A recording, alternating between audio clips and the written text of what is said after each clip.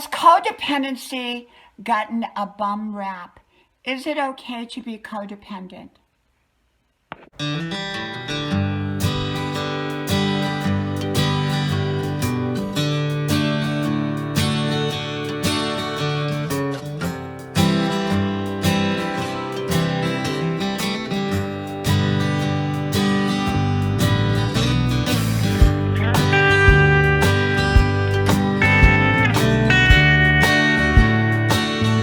Has codependency gotten a bum rap?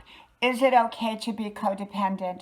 Hello, y'all. I'm Dianna, Brianne. I don't give advice, suggestions, information, recommendations. I do share with you my perspective on different topics. I hope you like, share, subscribe. Channel names are pinned to the top of the comment section or description box below. Is it okay to be codependent? And has codependency gotten a bum rap? You know, throughout the years, we've heard so much about codependency being such a bad and evil thing. But is it really that evil, and is it really that bad?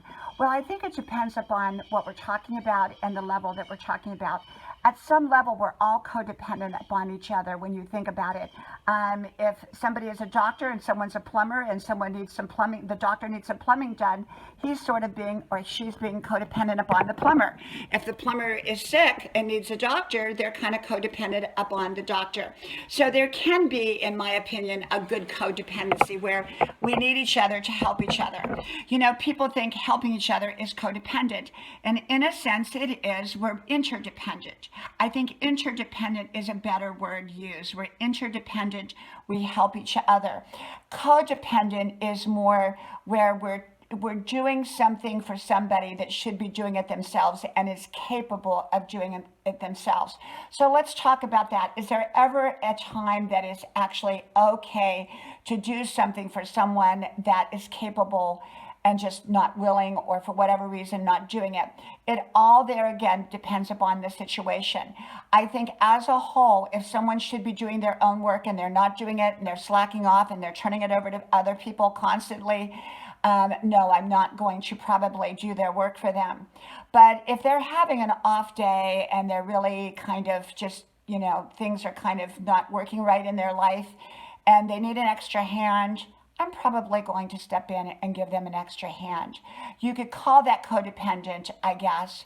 But, you know, there are people and there are circumstances that some people are capable of doing what they need to do, but for certain circumstances, they're not doing it. And in some circumstances, I find that it's okay to step in and maybe do what some people would call codependent. You know, there are all kinds of situations in life, and to simply label something, and I don't like labels as a whole, although we do need labels to some degree. We do need to identify people as doctor, plumber, electrician, nurse, you know, accountant, and I think those kind of labels are good labels, but there again, we're narrowing people in.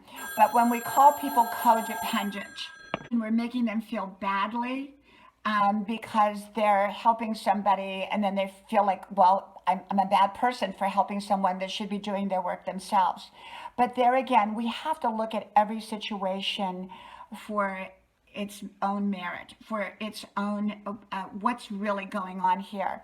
There are situations that probably people would label codependent and say, well, you're being codependent by doing this for this person. And yet I look at the total circumstances that are around that situation. And there are times that I will step into a situation that maybe a person is not making right choices. They're not making right decisions, but there may be more to it than what people are actually understanding in its entirety. It's easy to look at someone else's situation and go, oh, I do this and I would do that, and you shouldn't be doing this and you shouldn't be doing that. It's easy to do that. But when you're actually in the circumstances, sometimes you see things that other people don't see because you're up close and personal. And so sometimes people do step into situations that maybe other people would call codependent. And yet, I think some situations it's okay to step into. It just depends upon what we're talking about there again. Some situations we should not step into, and we're only supporting someone's bad behavior and bad choices. In situations like that, I believe in likely not stepping in. But in situations where just someone really needs that help to get back on the right road and they've been on the wrong road, and within limitations and within reason and within my own personal guidelines, I may step in to some level and at some degree in a certain specific type of way to help that person, even though they should be helping themselves, if that makes sense. So I think that codependency, people just use that as a blanket word, and sometimes it really is not really the right word to use. I think interdependent is a good word when we're helping each other. It's a kind of a balance type of thing, or something that, we offer, someone to help because we're qualified to help. That's one thing. I think codependent, in the sense of where someone should be doing their work, but there's a specific situation going on there where we do feel that it's needed for us to step in. That may be okay for us to step in. It just all depends. There's other situations that I would say, hey, no way, this person's lazy, they're not doing their work, and just let them figure it out. So it just all depends, okay?